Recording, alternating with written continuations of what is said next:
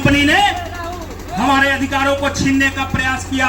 एक तरफ Gandhi and company के जो सोच थे कि ये जो शूद्र समाज है, ये दलित समाज है, ये हमारा गुलाम रहे, ये हमारे पीछे रहे, हमेशा से इनको गुलाम बना के रखा जाए। लेकिन बाबा साहब अम्बेडकर हमेशा से हमारी आजादी के लिए लड़ाई लड़े।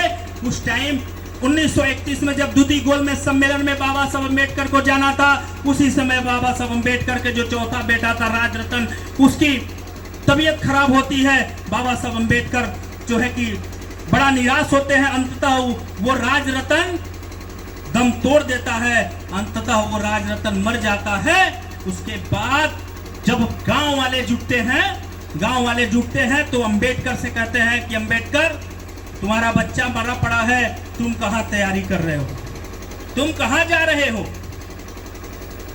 बाबा साहब अम्बेडकर कहे कि मुझे गोलमेज सम्मेलन में जाना है।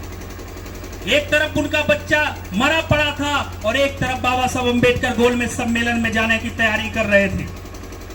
सोचिए वो सीन, वो समय कैसा रहा होगा, वो परिस्थिति कैसा रहा होगा कि एक तरफ उनका बेटा मरा पड़ा था और एक तरफ वो गोलमेज सम्मेलन की तैयारी में थे।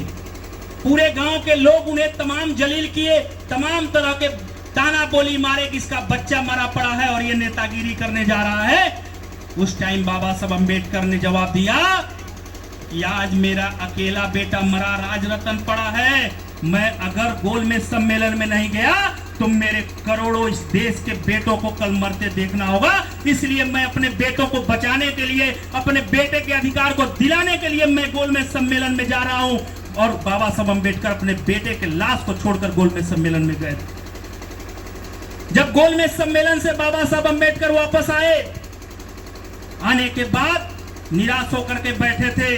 गांव के लोगों ने, उनके भाई थे, उन्होंने कहा कि अम्बेडकर अब क्या बैठे हो, अब तो तुम जो करना था कर आए, अब जो है कि कुछ पैसों का इंतजाम करो, इसकी अंतिम संस्कार की जाए। बाबा साहब अम्बेडकर निराश होकर बोले कि अगर मेरे पास पैसा रहा होता तो मैं राजरतन को बचा लिया होता। बाबा साहब अम्बेडकर के पास इतना पैसा नहीं था कि बाबा साहब अम्बेडकर अपने बच्चे का इलाज करा सके, बाबा साहब अम्बेडकर अपने बच्चे के कफन की व्यवस्था कर सके। तब जाके माता रमाबाई इस बात को सुनते हुए, रोते हुए बाबा साहब अम्बेडकर के पास से दौड़ी घर के भीतर जाती है और अपने साड़ी के एक खाल को फाड़ करके लाती है और उसके बाद अपने बच्चे को गोद में उठाकर उनका अंतिम संस्कार करती है। ऐसे महामानव का हमारे ऊपर कर्ज है और आपके गांव के तमाम लोग हो रहे हैं। कष्ट इस बात की है, बाबा साहब अम्बेडकर इतना त्याग बलिदान दिया, तब जाकर के आज हम आप सभी के सामने बैठे हैं, खड़े हैं, बड़े बड़े पदों पे लोग पहुंच रहे हैं। एसपी, डीएम, कलेक्टर, मुख्यमंत्री, आज राष्ट्रपति बनकर बैठी हुई है एक दलित महिला। तो ये सिर्फ और सिर्फ बाबा साहब अम्बेडकर के त्याग के बदौलत। तीसरी बात मैं वोट के संबंध में करूंगा। बाबा साहब अम्बेडकर इस देश में